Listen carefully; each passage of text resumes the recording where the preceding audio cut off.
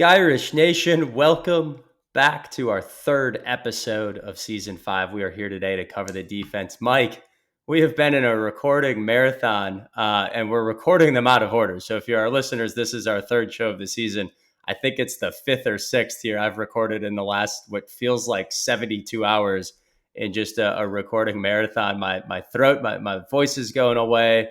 I feel like I'm about to fall asleep here at the microphone. Someone's got to get me a shot of espresso or something. But Mike, how you doing? You hanging in there? Yeah, it's an interesting way that we've chosen to approach this. We're basically like throwing darts at which show we're going to record. Hey, I'm thankful that that the dart didn't land on the Boston College preview before this one, or I guess it doesn't. You got the West Coast benefit as well. This is like 9 o'clock your time. I'm burning the midnight oil. I mean, goodness, I'm going to be late for work tomorrow. Everyone's going to think yeah. I'm hungover, but I'm like, no, guys, I was just up talking Notre Dame football, and they're like, it's I not was just college, popping dude. painkillers, talking Notre Dame football. It's the life. It's the Vicodin, man. No. All right. Let's dive into the defense. Mike, we covered this one briefly when we were going through the roster for Notre Dame football. A lot of guys not coming back on this squad. Defensive coordinator Al Golden, defensive tackles Howard Cross, Riley Mills, linebacker Jack Kaiser, who set a Notre Dame record for games played thanks to that extra COVID eligibility. And then the All Americans, Ben Morrison and Xavier Watts, two of the all-time greats in Notre Dame secondary. You can probably tell where I'm foreshadowing this question to go, but who's the biggest loss out of that group? So Golden obviously hurts. Anytime you have a great defensive coordinator who is picked up to be a defensive coordinator in the NFL, clearly that is a mind that is well respected. However, Notre Dame has shown since the 2017 season, really since Van Gorder, since he left, that we've been able to continually churn out stellar defensive coordinators. It really is a testament to the hiring hits that we've had across administrations. So it goes Elko, Lee, Freeman, Golden, and I fully expect Chris Ash to pick up where these guys left off. We talked about this in prior shows, so we don't have to go into detail. But I think Chris Ash fits the profile of what Marcus Freeman is looking for in a defensive coordinator, and fits the profile of a the type of defensive coordinator who's been successful for us in the past. So I I am not going to peg the loss of Golden as the biggest hit here. For me, the clear answer is Xavier Watts. So Xavier Watts, one of the most productive players Notre Dame like ever has had. Just an all-time great player, one of the best safeties we've ever had in a safety room that includes the likes of Kyle Hamilton and Harrison Smith. So and Xavier Watts stands tall among those guys as well. If you look at how he graded out and the number of snaps that he had last year, he graded out the highest on defense. He was the second highest on the team. I think Jeremiah Love was the only one who graded out higher on the team, but they're very close. And then he played a ton of snaps, so we were just getting really productive snaps from him very consistently. So it's hard to replace that. And then there's not a clear safety to step in who's going to be able to match that level of productivity. Even at a very high level. Like I think the safety room should still be strong, but anytime you lose someone like Xavier Watts, it's going to be really tough to fill that. And then aside from that, I think I have to call out guys like Howard Cross, Riley Mills, Benjamin Morrison. Obviously, very good players. The caveat with them last year is that they were hurt for much of the year, and even Mills and Cross, even though there were stretches of the season where they played, they were pretty banged up, so they weren't as effective as they normally were. So we saw a drop off in their play. I would say that year. So really, I would say what the missed opportunity was upside last year. And on the defensive line, we showed that we were able to still be productive even without those guys. In the corner room, shockingly, we somehow maybe even improved because Leonard Moore looks like he might be the best corner in the country, which it's a remarkable testament to Mickens that he's been able to just continually put out corners like that. And I guess the last person I'll call out is Jack Kaiser. So very productive for us, graded out really well. Certainly a hit. But I think we have a linebacker room that's very deep and is well suited to be able to to pick up the slack. So long winding answer. I think the clear answer is Xavier Watts. I think these other losses, I think our defense is set up to be able to weather these. And in the cases where some of these guys were injured, particularly on the defensive line, because other guys were able to get reps when they were hurt, and because we brought transfers in, there's actually reason to believe that maybe those position groups could actually improve. I think you set that up so well as a framework to analyze that question. It's one of the all time great Notre Dame defenses. Of course, there's a lot of great players. Of course, there are legends we will be talking about that just gave us so many great memories for the rest of our life. We will be talking about every single guy you just talked about. I will be thinking of time and time and time again when I reflect on last year's season. But Xavier Watts is harder to replace. He's harder to replace because he was healthy the whole year, played at a high level, and his backup coming in this year just isn't as strong or as well known versus at the linebacker room, cornerback position, and defensive line. We know we've got a lot of quality depth stepping up. And so it makes that Xavier Watts loss feel bigger than the others. I'd be remiss though if I said the question differently. If you got one of these guys healthy for 12 games, who you taking? One, I think it's a much harder question to answer. But two, my answer is Ben Morrison all day long. I mean, we just sat and talked about the fact that no one ever got more than 20 yards against him running out their best wide receiver. He just was such a lockdown machine, could just put him on an island and you didn't have to worry about it. And the reason why I say that is if you put him on this squad right now with Leonard Moore, I think you could just live with 9 in the box and say, take your best shot against Moore and Morrison. And so I am so in alignment with you on who's the biggest loss. But if I could draft one guy to come back, it might actually be Ben Morrison. I think it's Yeah, a minute on the opposite side of Al Golden. Our thoughts on Chris Ash. And frankly, it's a little bit like our response to the quarterback competition. Like, we don't know. Chris Ash is a proven guy. He's been a defensive coordinator at Wisconsin, Texas, Ohio State, where he won a title as a defensive coordinator, and Arkansas. And if everyone goes back to, yeah, I think there's a little bit like, couldn't have we done better? Or shouldn't have we promoted Mike Mickens? There was a lot of question marks when Marcus Freeman hired Al Golden. Like, really, you're getting the guy that hasn't been in the college game since Miami fired him. Isn't he like a position group coach in the NFL? Like, he's what are we doing? And he turned out to be the perfect guy with some head coaching experience, high level defensive coordinator at the college game, had been in and out of the NFL. That's Chris Ash. Chris Ash has been floating around as a safeties coach in the NFL. He had a head coaching job at Rutgers, didn't go well, but it's Rutgers football. So I think the answer is this is Marcus Freeman's defense first and foremost.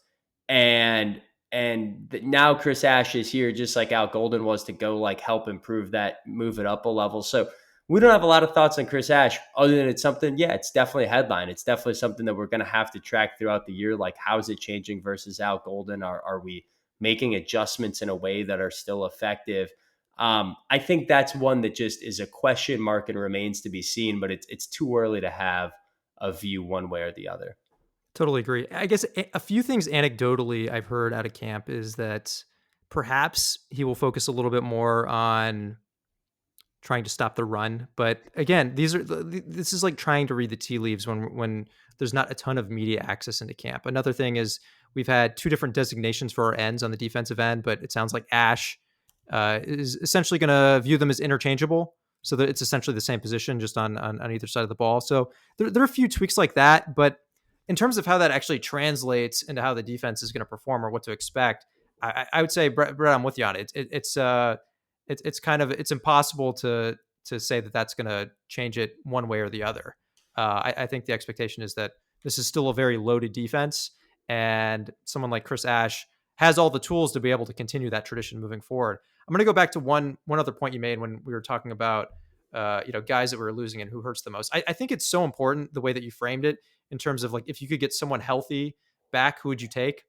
Because really, if all those guys were healthy last year, I think the way I answered that question would be completely different, which is how you answered it. I think there's a good chance it would be. I probably would say someone like Benjamin Morrison, but if Riley Mills, was playing at his peak performance the entire year, it very well could be someone like that. So it's just like an unknown and an unfortunate reminder that as good as we were last year, if we had a little bit better health, who knows what could have happened? Who knows how much more competitive we could have been against Ohio State? But I digress. For sure. So let's move into that defensive line. I think that's a good segue. It's been a while since we've had a star. Isaiah Foskey had back to back 10 sack seasons, but that's back in 21 and 22. He was a second round NFL pick, but really a college star. You got to go back to 2018 with Julian Okwara and Jerry Tillery. Um, so, not a lot of star power. It's been more of a success by depth and deep rotations. And I think we'll see that again. I'll get to that depth here in a second. But Mike, is there someone on this line that could step up and be that next Foskey, that next Jerry Tillery, that next Aaron Lynch, a real just single-handed game wrecker on the defensive line? I think we have a few people who seem like they could be in a position to take that step. I think Jordan Patello is someone who was ready to do so. Unfortunately, he just keeps getting hurt. He's someone who's always had a ton of talent. Really, what held him back his first few years on campus was just a lack of maturity. But by all accounts, it seems like he has grown up. He's matured. He's become someone who the rest of the team looks up to for leadership. So it looks like he's maybe trending ahead of what his initial timeline was. Initially, it sounded like mid-season, but it sounds like he's already maybe participating, not in like active drills or anything, but it sounds like he's maybe a little bit more mobile than people were expecting at this point. So hopefully we get him back by mid-year a little bit earlier, but he's someone who, when healthy, I think has that potential. And then aside from that, there's some younger guys who have a lot of potential. So Boubacar Traore last year was really starting to emerge before he got hurt and was playing at a level where you could definitely see him. You could have seen him taking that step by the end of the year to a true impact player. So it sounds like he's essentially full go now, fully healthy. So I would watch him. He seems like someone who could be an impact player for us out of the gate. And then the other name that comes to mind is Bryce Young, son of NFL Hall of Famer Bryant Young. So this is just a very athletic, long, big defensive lineman. Apparently he had a growth spurt over the summer, and he was already very big. So, I would keep an eye on I him. would love to be 6'6" and have a growth spurt. That'd be fun. That was my when I was in high school, I played basketball, but I was like, you know what? I was like, and I actually come from a pretty tall family. I have like relatives who are like 6'4", 6'6". So I just assumed at some point that was going to happen. I was like, 6 foot. And senior year, I'm like, hey, what's going on? Like, I haven't had my growth spurt yet. Never came. So would be nice to be like Bryce Young and be having growth spurts when I'm in college. So, but someone to keep an eye on. And look, he was also effective on field goals, like just very long arms, also on punt blocks. Someone who can block the football. Flashed a lot of potential. Had a couple freshman mistakes where his emotions got the best of him, and he picked up a few flags. But someone who I could see certainly like emerging as an impact player for us. And then, not to go off on too much of a tangent, but our recruiting trajectory has really picked up, and we are landing stud defensive linemen through recruiting. So if you want to look even further down the line, I would say that the trend, we are trending up for sure in terms of talent in that defensive line room. Absolutely. We'll get into that here in a couple of episodes. We'll provide our listeners on a recruiting update. It does feel like, could Traore break out? Could Young break out? Absolutely. But it would be unproven up until this point. Yeah. It seems like this is going to be another, kind of depth play here of running out. I've got 9 guys in the rotation. Some names we all know from last year: Junior Tuilamaka, Boubacar Traore, you've already mentioned; Josh Burnham, Bryce Young, you've already mentioned; Gabriel Rubio, and Donovan Heinisch. Still a couple years of eligibility left. It feels like we've had a Heinisch on the field for a decade now. So right there, you've got I count them, 1, 2, 3, 4, 5, 6 guys coming back that had meaningful action last year. You've got 2 transfers coming in. Jared Dawson from Louisville. He's a guy I think I'm highlighting as maybe the best transfer on the roster. Elijah Hughes, he started at defensive tackle for USC last year. And then the guy I maybe sneaky most think is flying under the radar, I don't think is getting enough attention in the media, is Jason Onye. He left the team early last year to deal with some personal reasons off the field. He was a very solid reserve player in 2023, was really stepping into a starting role last year. He was playing ahead of Rubio, ahead of Heinisch, all those other guys we just mentioned. Anye was winning reps over them. He is now back, fully locked into the program, fully embraced back in by the team and the coaching staff here as he's kind of gotten his personal life in order. They've never disclosed details. I actually love Notre Dame, respects that privacy so much. But glad to see that it looks like whatever he needed to be in a position to be a successful student athlete has happened for him. I've got him kind of just circled on. I'm not saying he's going to go be an All-American, but I've got him circled on my depth chart as someone I think is going to be playing some real meaningful football for us in November. And that's before we mention the Jordan Botelho injury. When he's back and healthy, you're talking about a 10-person rotation at defensive line, just so much depth there again that I think fresh legs, fresh bodies, not relying on any one player. I think it lets you do so many different things with your scheme and different looks as you mix and match those guys. So pretty excited about this line. I think it's maybe got a low ceiling because it lacks some of that obvious star power, but just a really high floor of proven contributors. Totally agree. I think in particular, I expect our just by virtue of having more healthy players on the edge that we know can be effective, at least like a borderline, like a certain like minimum level of effectiveness. I think just by virtue of that, our pass rush should see a marked improvement over last year, and that's an area that really dinged us against Ohio State. We just weren't able to generate pressure. Now, like Brett, as you mentioned, do we have like a Miles Garrett in there? No, we don't. But we highlighted a few guys that we think could emerge. They haven't emerged yet, but they're guys who could emerge. And I think on the interior defensive line, we had a higher ceiling last year for sure with Mills and Cross, but as we already highlighted, they were hurt for much of the year. So these other guys were able to get reps. We have these transfers coming in. So I think there certainly is reason to believe that interior defensive line could actually be more productive than it was last year. And I'm also with you on Anye. Anye is someone who I personally have been tracking him, for the last couple of years. There have been several beat reporters that I respect quite a bit who have called him out before and mentioned him as someone who has had a strong upward trajectory with his development, someone to keep an eye on. And obviously last year he stepped away, as you mentioned, Brett, but I'm excited to see if he can continue that trajectory. And I would not. So with all that being said, don't be surprised if you see Onye getting in there more and more as the season goes on.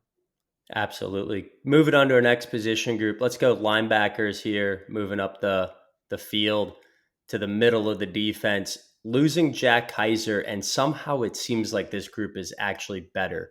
You're going to have Drake Bowen, Jalen Sneed, Jaden Osbury, and Kingston Viliamu Asa, KVA, all blue chip recruits, all played meaningful snaps last year. They all played in at least 14 games. So much experience back. And they might not be the same tacklers like Jack Kaiser or Maris Luafau, but they just seem like they've got real highlight, real potential, havoc wrecking players in the middle of the defense. Mike, I think we got to spend a minute on each of these guys, but who jumps off the page for you? Like if you get to, I don't know, draft in the NFL, who are you taking first off the board out of those four linebackers? It's Drake Bowen. So in the front seven, he had the highest Pro Football Focus grade of any Notre Dame player in the front seven. So, and he was a very highly touted recruit, and he's just lived up to the billing. Doesn't miss many tackles. I think he's going to be an emotional leader in the defense. Has a good feel for what we're trying to do on defense. So for me, he's just someone who I expect to be around the ball at all times. And the great thing with this linebacker group is you have someone like Drake Bowen, I think, leading the group, but the other guys behind him are all extremely athletic, high upside guys as well, who now have experience. Yeah, and if I look at the other three, I think the biggest thing that sets them back from Drake Bone, it's the stat actually I want to track very closely after every game, and we'll be talking about it on the show, is that missed tackle rate. Jack Kaiser was at 4.5%. Drake Bone was at 5.7%, both very elite with about a 5% missed tackle rate. Sneed, Osbury, and KVA were all around 15%. That's average, by the way. Like, that's not a really bad number, but it's not Notre Dame standard for tackling in the middle of the defense. So Ken Sneed, Osbury, and KVA improve in that area. But again, all three guys had multiple sacks last year. All three guys had a turnover. KVA and Sneed were both top 50 recruits in their class. Osbury was top 200.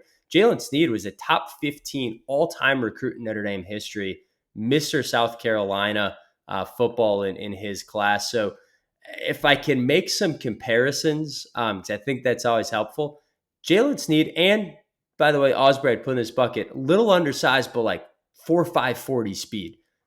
Reminds me a lot of Jeremiah Owosu Koromoa, JOK, of just very, very athletic guys. And JOK didn't record a stat at Notre Dame in his first 2 years. Didn't have a tackle.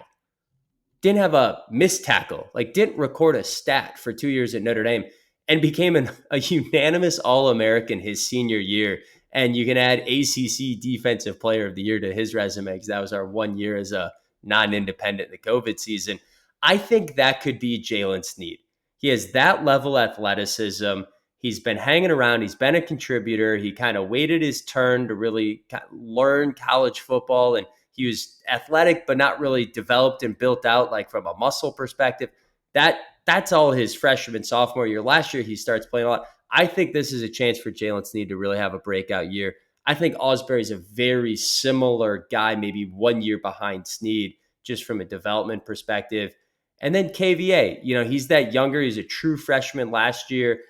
Reminds me a little bit of, he's got a Manti Te'o to him, like just a very, like, plays more like a middle linebacker, I think, in a lot of ways. I just think he has the biggest upside in this group to have a big jump from year 1 to year 2 now going into his sophomore year.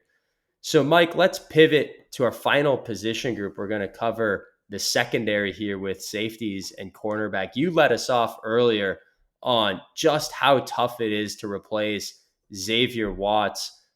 What does that look like as Notre Dame looks here to move on from X? Yeah, so I think I'll start. Yeah, I'll start with Adon Schuler. So I think the question with him is he someone who's poised to step up and become an impact player for us in the secondary, or was he someone who benefited significantly from having just a phenomenal secondary around him last year? I tend to think that maybe there's a little bit of both. I think he certainly performed well last year alongside Xavier Watts. He had moments where he missed some tackles, could have been a little bit better in coverage, but certainly made some impact plays that flashed the ability for him to take a step up and become a big time player in his own right. So I expect him to step up and be a very strong player for us in the secondary, not at the level of Xavier Watts, but the bigger question mark is at the other spot, and that's the spot that Watts is vacated by going to the to the NFL, and for that, I think we're going to get solid play, but the people who are filling in, so it's potentially Luke Talek, Jalen Stroman, who's a transfer from Virginia Tech, and those are the two guys that I'm locked in on. Sounds like Tay Johnson maybe is someone who might be able to. He's a younger guy who might be able to work in and get some reps as well. But as we talked about earlier, Xavier Watts was our highest graded player on defense and played a ton of reps.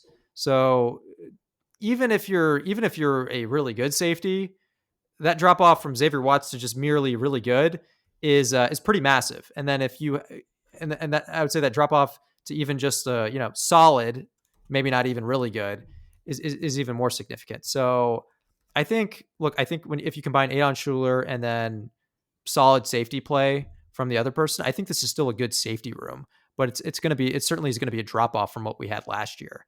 And look, I don't want to. I guess like one saving grace is Mickens has his hands on the safety room as well. So if you want to put stock in Mickens' ability to get this room to perform maybe even better than people are expecting, that wouldn't necessarily be a bad bet either. But I think it's just you have to expect not the same exceptional level of play that we've been accustomed to with Xavier Watts. So Completely agree with that. I do think the interesting thing is who starts outside of Adon Schuler. Other than the quarterback competition, I think it's currently the biggest unknown on this on the campus right now. Jalen Strowman, if you'd asked me 4 months ago, felt like the obvious guy they brought in. Um, there's so much chatter on Tay Johnson just being a human highlight reel in summer camp. Never know if that for sure translates or not. Talich, like that, those three guys all battling for a job here, I think will be really interesting. I'm going to pivot to cornerback, and I'm going to sound off for a second. There's a reason I put Christian Gray on the thumbnail of this episode. If you're watching on YouTube, that was our cover picture for the day. The off-season chatter on Christian Gray having an up and down season or can he bounce back? Stop it right now. Stop it. It's nonsense. Christian Gray is a stud. And I'm going to break down his season. Through 10 games as a starter, and I'll caveat it, this is the one asterisk in everything I'm going to say. He wasn't playing world beaters in those first 10 games. He was going up against Army and Navy and Miami of Ohio and NIU and Purdue. I get it. But through 10 games of a college football season, he started every single game, barely came off the field, and gave up 154 yards total. Starting cornerback gives up 15 yards per game. For 10 games of a season, he's an All-American. 0 touchdowns allowed through 10 games in the season. Then, I get it. In the final 5 games, he gives up 429 yards. That's 86 yards per game. You can see it on the chart here. You know, the yards per route run really spiked on him. He was giving up about 0.6 yards per route, and that all of a sudden started spiking to 2.1, 2.2. I get it. But let's talk about who he was playing and the scheme in those games. That was against Indiana, the most efficient passing team in the country. Georgia, top 15 in passing yards in the country. Ohio State, the number one, I'll argue, wide receiver we've seen in a really long time in Jeremiah Smith. And then you've got USC, who also has a very elite passing attack. Let me layer on further to that. USC figured out something on Al Golden that no one wants to talk about. Lincoln Riley outcoached Al Golden in that game, and it's the only reason it was close. And we talked about it on the show last year. USC had 8 different receivers play in that game and 7 of them ran at least 20 routes. So they just kept rotating receivers, and they all ran about 20 to 30 routes. Meanwhile, Christian Gray was in coverage 52 times. And about half of the plays, the left receiver would run a deep 40-yard fly route, and the other half, the right receiver, would run a deep 40-yard fly route. So Lincoln Riley just said this entire game, I am going to make Leonard Moore and Christian Gray run sprints. And Al Golden refused to sub, and Al Golden refused to give safety help. And then Christian Gray starts getting tuckered out and gets burned and is asked to do a superhuman feat. And we're all talking about, is he wearing down late in the season? Is he overused? Is he like not able to keep up against good competition? No. Lincoln Riley outsmarted Al Golden. Shame on us. That's not on Christian Gray. And by the way, don't forget he comes back with the game-winning pick 6. Thank you very much. Same thing, Ohio State. No safety help for an entire game on Jeremiah Smith. I get it. We lived and died with man-to-man coverage. You can't throw a little safety help in man-to-man coverage? Like, run some cover 2 for crying out loud. And I'm not going to knock Christian Gray for that. But please go back and watch the last minute of the Penn State game. Christian Gray got us to the national championship game with the greatest interception in Notre Dame football history. Hands down. That game should have gone to overtime. It should have been a coin flip. And Christian Gray makes a blind, like they interviewed him in the offseason. He's like, I honestly never saw the ball until it was 2 feet away. Blind, diving catch to get Notre Dame back in field goal position and win the game in regulation. And people want to sit and talk about, is he going to bounce back from an up and down season? Stop it. He's an elite cornerback who should be an All-American this year. And that's my I don't even know if this is a hot take, but this is my sound off for the day on defense. I'm done. I rest my case. Mike, feel free to cover our other All American cornerback, who we're 30 minutes into this show, and we've yet to talk about Leonard Moore. But I had to do a defensive Christian Gray first. He's my new favorite player on this roster. No, I'll comment. I'll comment on what you just said about Christian Gray. I agree. I think he caught some unfair flack. I think the chart that we showed shows how effective he was. As you mentioned, we called out after the USC game what they did, and Leonard Moore held up, right? But as we're going to talk about in a minute, Leonard Moore is it seems like he's a bit of a unicorn, right? So maybe not a fair point of comparison. And then of course Jeremiah Smith. Like I would challenge you to give me three corners in college football who are capable of holding. I mean, honestly, like Moore might be the only one who could kind of hang with him a little bit, in my opinion. Jeremiah Smith is just a complete freak. Might be. We'll see when he goes off to the NFL how effective he is, but I would not be surprised if he's one of those wide receivers we're talking about 20 years from now, who's has a bust of himself in the NFL Hall of Fame. But yeah, I think Christian Gray. I think he holds up really well against the vast majority of wide receivers in college football. It's just maybe guys like a Jeremiah Smith. But like I said, how many people are holding up well against Jeremiah Smith? Not really anybody. So I think what is more telling is that whenever he has been in these challenging situations, he's responded extremely well. USC, exhausted by the end of the game. They were picking on him at the end. They tried to pick on him again one last time. What did he do? He grabbed an interception and returned it to the house. Made him pay for it. And then you mentioned the Penn State interception, which sealed the game. Maybe the most memorable interception for me as a fan ever. I mean, I was going to say as a Browns fan, but there's not a whole lot that I can I can really draw. Smiling, like I smile every time I think about it. I can't believe Eller threw that interception. I still, as great as a play it was by Christian Gray, I still can't believe that Drew Aller threw that. And if I was a Penn State fan, that would keep me up at night. But Christian Gray, I think another thing I want to mention with him is he was a very highly touted recruit, and NFL scouts like his upside. So he's someone who there's no reason not to expect him to continue to build on what he's already done. So I think if that's your number two corner, that's a great spot to start. And with that, I'm going to move to Leonard Moore, who is just phenomenal. So last year, Ben Morrison, we were singing his praises at the beginning of the year. Stud corner, arguably the best corner Notre Dame has seen.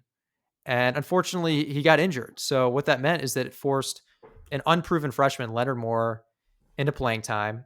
His first couple games against Miami of Ohio and Georgia Tech, not his best performances, but he still held up well. And then after that, just a total lockdown.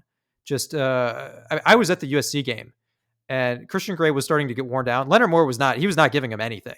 It was just sticky.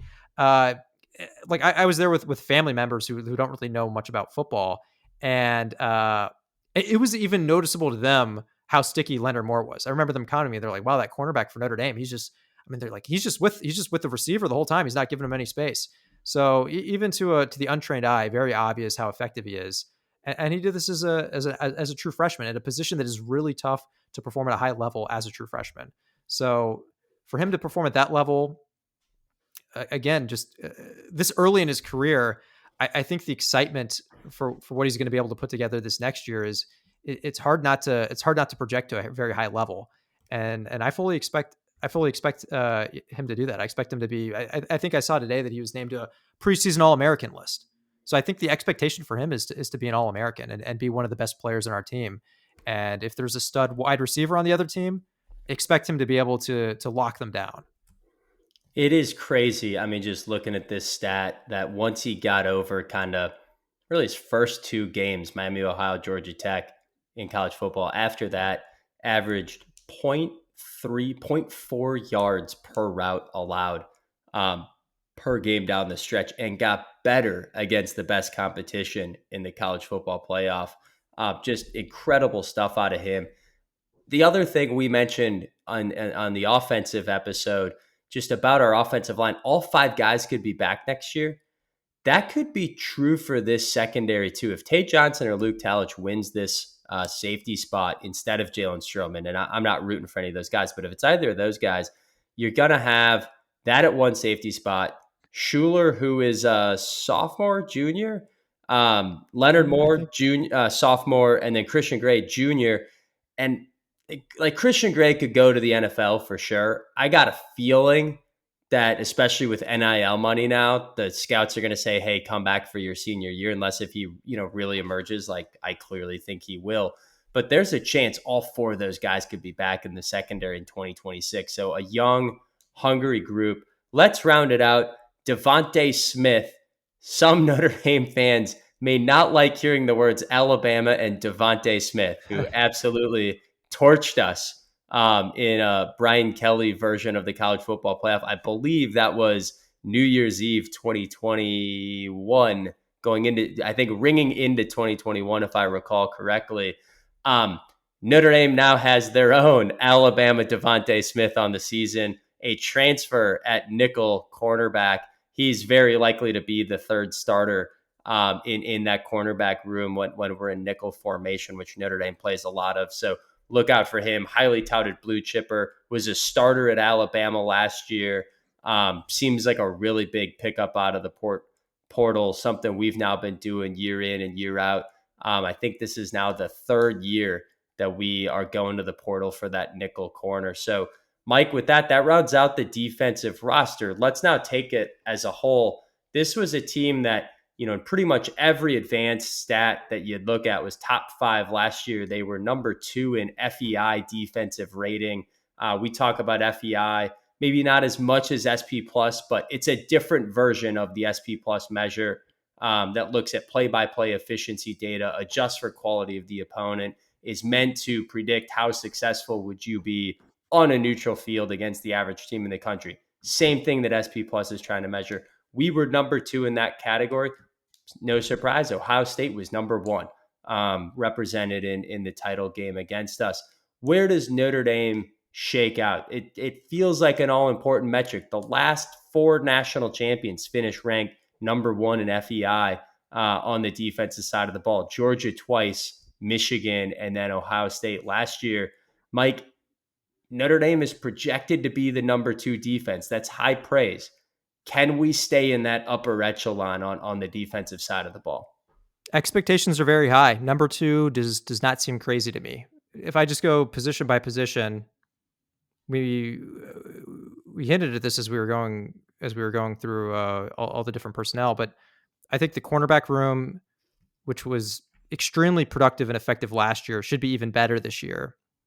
I think our linebacker group, I think that has upside to be better too, even though we lost Kaiser. We talked about these, what we have returning, and I think that could be a really impactful group. So I think there's upside in the linebacker room.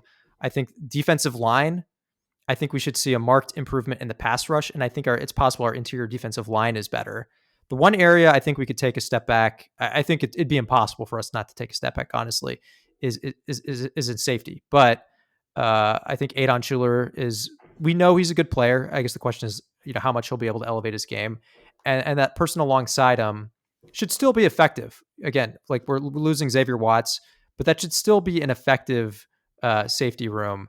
And then but if you combine that with with what we have at corner and Devontae Smith, the secondary should still be a lights out unit, in my opinion. So basically, you put all that together. This was a defense that was number 2 last year, and the whole picture suggests that there is. You could talk yourself into believing that they could be even better this next year. So I think top 3 is not a crazy expectation for this defense. I'm right there with you, and I love the matchups that Notre Dame is going to get this season on the schedule. There's some one-sided football ahead of us. Notre Dame is going to play just one team that SP Plus predicts will be a top 20 defense. That's Texas A&M. But on the other side of the ball, SP Plus predicts that Notre Dame will go up against 4 top 20 offenses. Miami, Texas A&M, USC, Boise State. All 4 of those programs were also top 20 offenses last year. And some other pretty darn good ones still in that top 40, 45 mix. You've got Arkansas, NC State, Pittsburgh, Syracuse, who are all pretty darn efficient offenses. They know who they've got at quarterback. They've got stability in the program. Like Notre Dame has some tough offenses on the schedule. It's more the defense where it's lacking. I think that sets up pretty well for a roster where we've got our new starting quarterback. Might take a little while, but we're not going to go up against a lot of elite defenses to challenge us. And our defense should just go toe to toe with everybody. I believe this is a top 5 unit. I believe it's got a chance to be the number 1 unit overall in the country, but it's going to get tested. And it's going to get tested early with Miami. That was the number 1 offense in the country last year. Texas A&M in game 2. So that's going to be real fun breaking that down as we go early into the season. But I'm right there with you. There's just not a weakness on this defense. There is elite depth and elite talent at every single position group. You can look and say, gosh, could there be 3 All-Americans on this group? Like, that's not out of the question. And I think that's pretty high praise for what Notre Dame brings back here, despite the guys we've lost. Really exciting opportunity here for Chris Ash and Marcus Freeman. So next up in our off-season preview shows, we're going to cover recruiting, and then we're going to go into the schedule until we're back on the air. Gyrish. Brett, I actually, I threw the dart, and we're doing the pit preview next. So sorry to break it to you. Oh, shoot. Sorry. I kid. But yeah, with that, Gyrish.